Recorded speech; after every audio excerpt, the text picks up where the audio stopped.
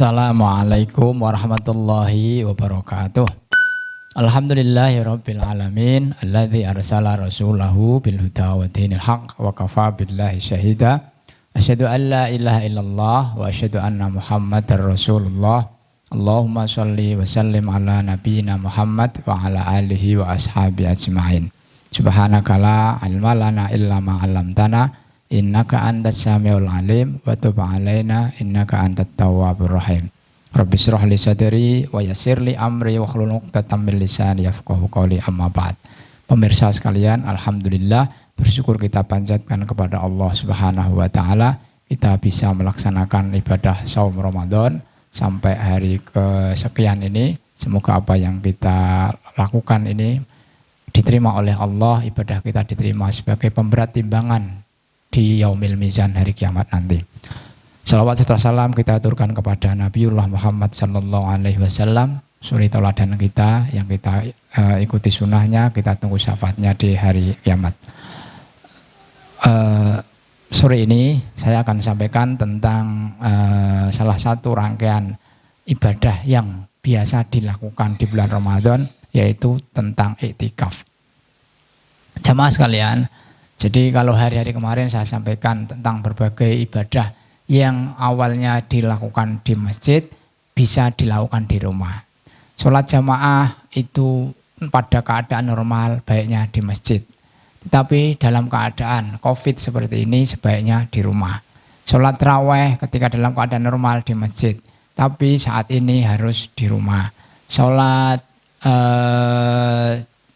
Jumat umpamanya. Sholat Jumat meskipun ini minoritas, artinya paham yang dilakukan beberapa ulama tidak termasuk yang 4 mazhab, itu boleh dilakukan di rumah. Ya, seperti yang kemarin sudah saya sampaikan, menurut dalam fiqh sunnah dikatakan boleh melakukannya di rumah dengan cukup 2 orang, atau menurut Syekh Utsaimin boleh 3 orang. Ya, nah itu boleh di rumah. Bahkan sholat Idul Fitri itu boleh dilakukan di rumah seperti yang dilakukan oleh Anas bin Malik dan keluarganya. Ketika itu beliau kehilangan sholat Idul Fitri bersama imam di tanah lapang. Nah, kemudian ada satu ibadah yang ini tidak boleh berpindah. Ya, iktikaf itu hanya sah dilakukan di masjid. Karena apa? Ya, dari definisi iktikaf sendiri itu kan bahwa iktikaf adalah berdiam di masjid dengan niat ibadah. Ya, berdiam di masjid dengan niat ibadah. Nah, jadi dan menariknya iktikaf itu ibadah paling kuno, ya, ibadah paling kuno. Maksudnya bahwa sebelum Rasulullah diutus Allah Subhanahu wa taala pun, Rasulullah Muhammad maksud saya, itu ibadah iktikaf itu sudah diperintahkan Allah kepada para anbiya wal mursalin, juga orang-orang soleh, dilakukan oleh mereka. Nah, contohnya yang dalam surat Al-Baqarah ayat 125 Allah berfirman, a'udzubillahi minasyaitonirrajim, antahhira baitiya lit-thaifina wal 'akifina war ruk'is sujud. Ini satu potongan ayat bahwa Allah memerintahkan antahhira, merintahkan kepada Ibrahim dan Ismail untuk apa? Untuk membersihkan Baitullah, yaitu Masjidil Haram. Untuk siapa? Lit-thaifin, untuk mereka orang yang tawaf, wal 'akifin, orang-orang yang i'tikaf, war ruk'is sujud, dan orang-orang yang rukuk dan sujud. Itu artinya apa? Nah, Allah memerintahkan kedua nabi ini mempersiapkan arena untuk iktikaf, yaitu masjid. Nah, jadi hampir seperti tawaf, ya. Kalau tawaf itu hanya sah dilakukan di Ka'bah. Nah, jadi tawaf hanya sah dilakukan di Ka'bah Masjidil Haram. Iktikaf hanya sah bila dilakukan di masjid. Juga ada sebuah ayat yang ini rangkaian surat Al-Baqarah ayat 187 pada surat ayat terakhir tentang puasa. Itu kan cukup panjang, ya. Ukhilla lakum lailatas syamir rafathu ila nisaikum hunna libasul lakum wa antum libasul lahun alimallahu annakum kuntum takhtanuna anfusakum fataba alaikum wa afa ankum. Nah, kemudian rangkaian itu ada potongan ayat wala tubashiruhunna wa antum akifuna fil masajid. Nah, jadi itu rangkaian ayat itu, rangkaian satu ayat itu ya, itu cerita bahwa dihalalkan di malam-malam bulan Ramadan ketika siang Anda puasa, itu ketika malam boleh mengumpuli istri-istrimu. Artinya apa? Artinya tidak puasa dengan istri itu sepanjang hari, sepanjang malam. Nah, hanya siang saja. Siang itu tidak boleh mengumpuli istri, tapi ketika malam ukhilla lakum, dihalalkan. Ya, dihalalkan itu dibolehkan. Tetapi wala tubashiruhunna wa antum akifuna fil masajid. Janganlah kau kumpuli mereka. Tubashiruna itu gembirakan mereka, itu artinya bergembira dengan dia, dengan mereka itu artinya mengumpuli. Wa antum akifuna fil masajid, sementara kamu iktikaf di masjid-masjid. Itu artinya apa? Artinya bahwa iktikaf itu hanya dilakukan di masjid, tidak boleh di luar itu. Nah, pemirsa sekalian, tadi saya katakan bahwa iktikaf itu ibadah kuno. Iya, iktikaf itu ibadah kuno karena dilakukan juga oleh Maryam. Ya. Dilakukan oleh Maryam binti Imran. Ya. Maryam ibunya Isa alaihissalam nanti ya.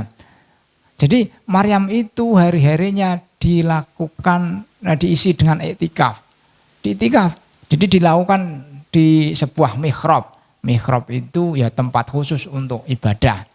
Nah, karena hari-harinya dilakukan untuk iktikaf, dilakukan untuk beribadah kepada Allah Subhanahu wa taala, sehingga beliau itu sangat dekat kepada Allah. Saking dekatnya Allah itu memberikan rezeki, memberikan makanan dalam bentuk siap saji, tidak perlu belanja, tidak perlu masak, tapi siap saji setiap saat.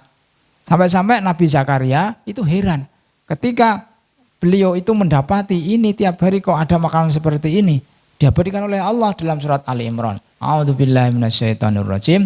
Kullama dakhala 'alaiha Zakaria al-mihrab wa wajada 'indaha rizqa. Qala ya Maryam anna laki hadza?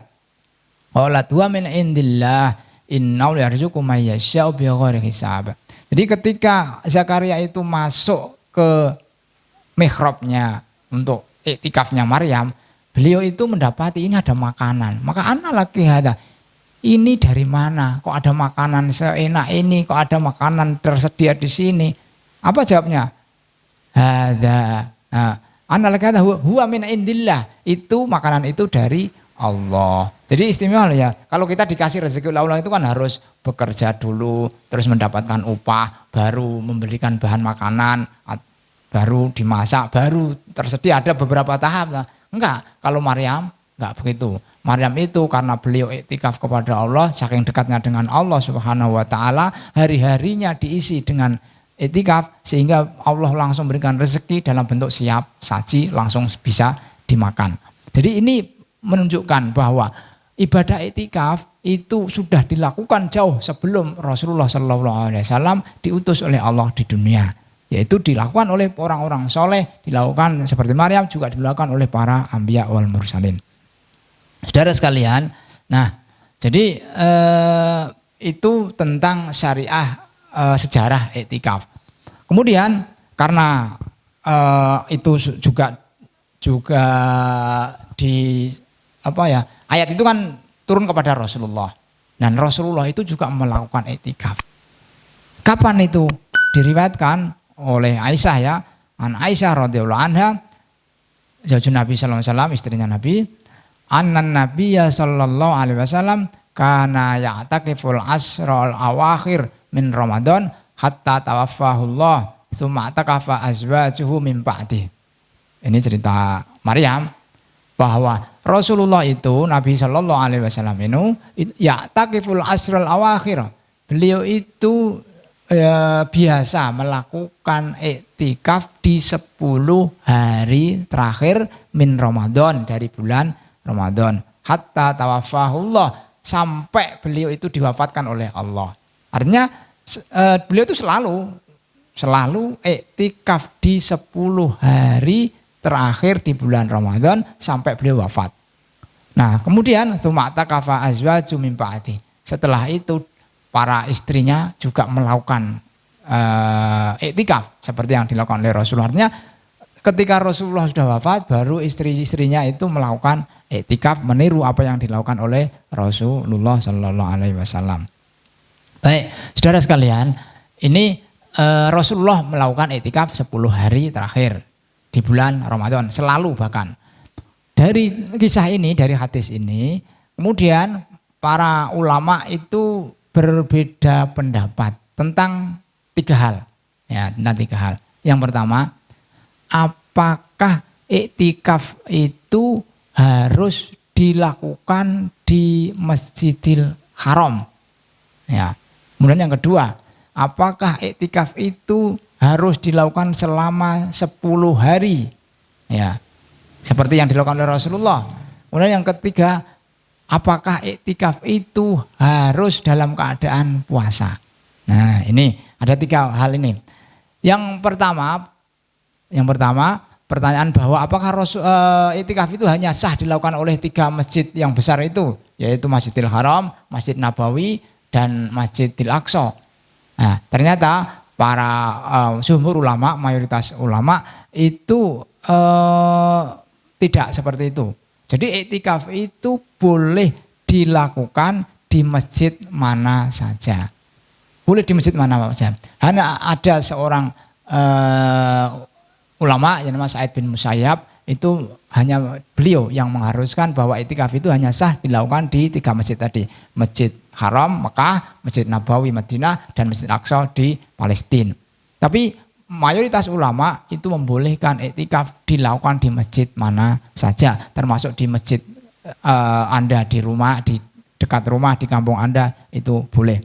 Kemudian yang kedua, apakah iktikaf itu harus dilakukan 10 hari seperti yang dilakukan oleh Rasulullah SAW? Nah, ini juga ada 3 pendapat.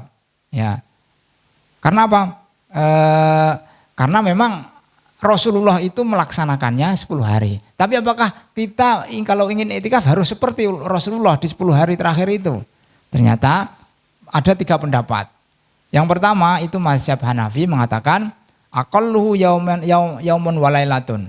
Jadi paling sebentar, minimal, nah, menurut mazhab Hanafi itu yaumun walailatun, artinya sehari semalam. Itu menurut Abu Hanifah. Kemudian menurut Imam Malik, aqallu asratu ayyam, minimal 10 hari. Nah, ini menurut Imam Malik. Nah, kemudian yang paling ringan itu menurut Imam Syafi'i. Kata beliau, aqallu lahdatan. Jadi aqalluhu paling sebentar. Sebentar itu kapan? Ya sebentar. Ya, sebentar. Jadi tidak ada batasan waktu. Nah, saudara sekalian, ini tentang seberapa lama iktikaf bisa dilakukan. Ternyata yang paling ringan itu apa yang difatwakan oleh Imam Syafi'i, bahwa iktikaf itu boleh meskipun hanya lahdatan, meskipun hanya sebentar.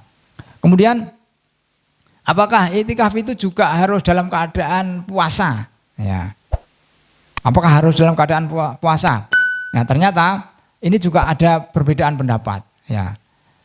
Pendapat Imam Hanafi, Imam Malik, Imam Ahmad itu harus dalam keadaan puasa. Karena dalilnya akan terkait dengan ibadah puasa, dan Rasulullah melakukan dalam keadaan puasa. Siangnya maksudnya, siang kan puasa, kalau malam kan memang tidak. Tetapi menurut Imam Syafi'i radhiyallahu anhu bi ghairi shaum. Jadi tidak perlu harus dengan berpuasa. Dalilnya ya logikanya masuk juga kata Imam Syafi'i itu. Kan itu ayatnya wala tubashiruhunna wa antum aqifuna fil masajid. Janganlah kalian itu mencampuri, menggembirakan istri-istrimu sementara kamu lagi iktikaf di masjid. Itu rangkaiannya adalah rangkaian ayat puasa. Kalau puasa ya berkumpul dengan istri itu kan memang tidak boleh karena memang salah satu puasa itu adalah puasa dari mengumpuli istri. Maka logika itu masuk bahwa kalau demikian maka ibadah iktikaf itu tidak harus dalam keadaan puasa. Jadi clear sekarang ya tentang 3 hal ini. Jadi kita kalau mau boleh mengambil pendapat yang paling ringan itu bahwa boleh dilakukan di masjid manapun, tidak harus 3 masjid tadi, masjid Haram, Masjid Nabawi dan Masjid Aqsa, tapi boleh di masjid mana saja. Kemudian waktunya seberapa? Itu lahdatan, boleh sebentar. Kemudian yang ketiga, apakah dalam keadaan puasa? Menurut Imam Syafi'i tidak harus dalam keadaan puasa. Nah, meskipun tadi bahwa Imam Hanafi, Imam Malik dan Imam Ahmad mengatakan harus dalam keadaan puasa. Ya, jadi fikih tentang iktikaf clear ya. Nah, terus apa isinya? Ya. Iktikaf itu diisi dengan apa? Ya sebenarnya tadi dari definisi itu sudah cukup jelas, berdiam di masjid. Berdiam. Pokoknya diam, ya udah duduk aja. Tapi maksudnya duduk melamun. Nah, kan gitu. Ya diisi apa? Ya diisi dengan zikir, diisi dengan berdoa, dengan baca Al-Qur'an, dengan pokoknya ya yang Anda memungkinkan dalam keadaan berdiam di masjid itu untuk mengisi hari-harimu ketika ada di masjid. Nah, maka di sini yang selama ini dilakukan taruhlah umpamanya iktikaf tapi pakai gebiar-gebiar apa itu justru tidak sesuai dengan sunnah Rasulullah, karena iktikaf itu berdiam di masjid, udah diam aja, diam di situ ya. Kalaupun diisi dengan baca Al-Qur'an, diisi dengan sholat nawafil, diisi dengan zikir dan doa, diisi yaitu yang sifatnya ibadah fardiyah. Jadi memang iktikaf itu istimewanya adalah ya meninggalkan seluruh urusan dunia. Ya. Urusan dunia. Pokoknya urusan dunia apapun itu off semua. Terus diganti dengan urusan akhirat, urusan dengan Allah Subhanahu wa taala. Sehingga sampai keluar masjid pun tidak boleh. Ya. Kalau memang sudah iktikaf, sudah niat iktikaf, sudah keluar masjid berarti batal. Ya. Keluar masjid berarti batal. Maka ya kalau Anda mau niat iktikaf, taruhlah saya iktikaf 1 jam atau diniati saya iktikaf lahdatan sebentar, ya udah berarti ketika keluar ya sudah berarti selesai. Tapi kalau Anda berniat iktikaf selama 10 hari di tengah baru setiap pagi keluar ke pasar, pagi keluar harus kerja, itu namanya malah batal iktikaf kita. Karena apa? Keluar untuk urusan yang tidak penting-penting banget. Nah, jadi begitu iktikaf itu ya sesuai dengan niat kita. Kalau memang niatnya sehari, ya udah sehari itu jangan keluar dari masjid kecuali memang untuk urusan yang sangat penting. Apa tuh urusan yang sangat penting? Urusan penting itu urusan pribadi kita, MCK umpamanya. Kita harus wudu lagi karena kentut, kita harus ke WC, kita harus itu. Urusan yang lain itu membatalkan puasa, membatalkan iktikaf Anda. Ya, jadi saya mau beli pulsa dulu, itu membatalkan iktikaf Anda. Karena apa? Jadi Said Sabiq menulis ada 6 yang membatalkan iktikaf. Nomor 1 itu keluar dari masjid tanpa hajat, tanpa keperluan yang memang itu sangat-sangat urgent. Jadi begitulah syariat iktikaf, diisi dengan ibadah fardiyah, diisi dengan baca Quran, sholat, zikir, doa dan lain sebagainya. Jadi itu tentang ajaran iktikaf. Jadi memang iktikaf itu benar-benar ketika kita mengcancel semua urusan dunia. Mengcancel urusan dunia untuk fokus ibadah kepada Allah Subhanahu wa taala. Ini memang istimewa. Hanya orang-orang istimewa yang berani seperti itu. Karena apa? Ya dia meninggalkan semua urusan dunianya untuk Allah. Itu kan enggak gampang. Ya seperti saya sendiri itu nggak memungkinkan untuk 10 hari full. Kenapa nggak mungkin? Ya karena kan saya masih harus kerja. Kalau nggak kerja kan nanti jadi kena penalti. Ya, jadi kan harus berangkat kerja itu berarti ya kalau itikaf ya diniati lahdotan aja di paling ya sebentar, paling separuh malam atau 2 jam atau 3 jam. Paling begitu. Tapi kalau diniati 10 hari itu pasti batal setiap hari malahan. Jadi malah nggak benar. Maka ayo kalau memang kita ada kesempatan untuk melakukan itikaf ini, ya kita lakukan. Karena apa? Ini sunnah Rasulullah SAW yang selalu beliau lakukan ketika bulan Ramadan datang, terutama ketika 10 hari terakhir. Kemudian, lah bagaimana di musim Covid sekarang ini? Nah, bagaimana?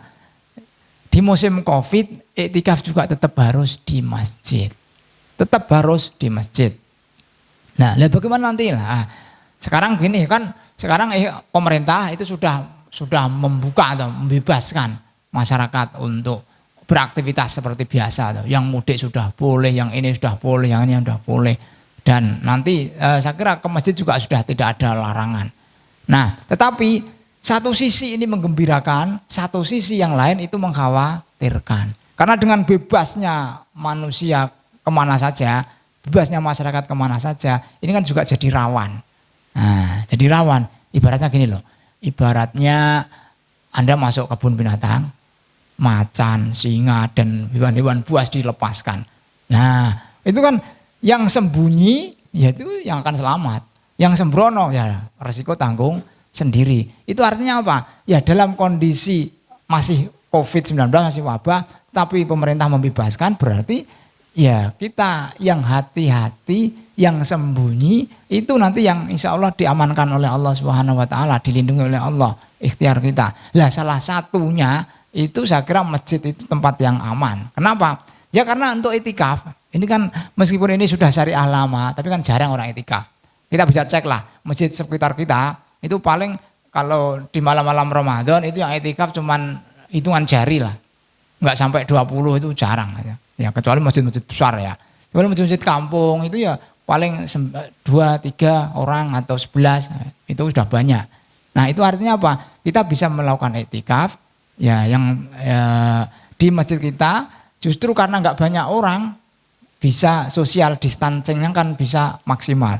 Jadi mungkin pojok sana satu, di tengah satu, sana satu. Jadi kalau 10 orang satu masjid itu masih sangat-sangat memungkinkan untuk kita lakukan iktikaf dengan protokol COVID, protokol kesehatan.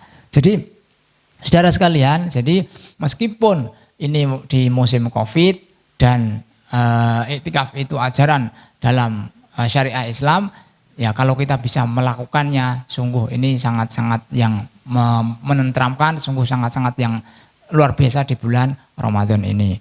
Mungkin tidak sampai 10 hari, tetapi hari-hari tertentu atau malam-malam tertentu kita lakukan, paling tidak begitu.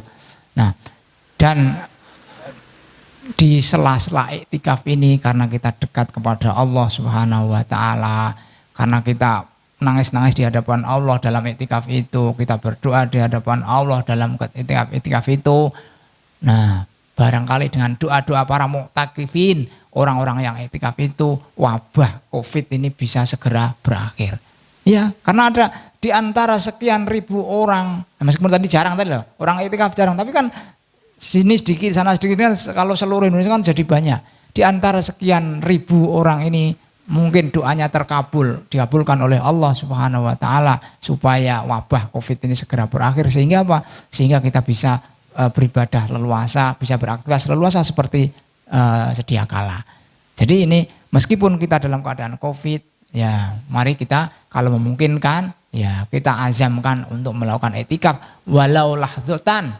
Ya, karena menurut Imam Syafi'i lahdzatan sebentar pun boleh. Jadi tidak habis hari-hari kita untuk tongkrongan, tidak habis malam-malam kita untuk tidur, tidak habis malam-malam kita untuk bersama keluarga, tapi disempatkan kita pergi ke masjid untuk iktikaf walaupun sebentar, kita berdiam diri, melepaskan urusan dunia, melepaskan urusan keluarga, melepaskan urusan yang terkait dengan duniawi untuk sesuatu yang sangat penting, yaitu rohani, yaitu ukhrawi, dekat kepada Allah Subhanahu Wa Taala. Saudara sekalian, Demikian bahasan tentang ibadah iktikaf pada sore ini, semoga bermanfaat. Aku qouli hadza fastaghfirullahal azim. Wassalamualaikum warahmatullahi wabarakatuh.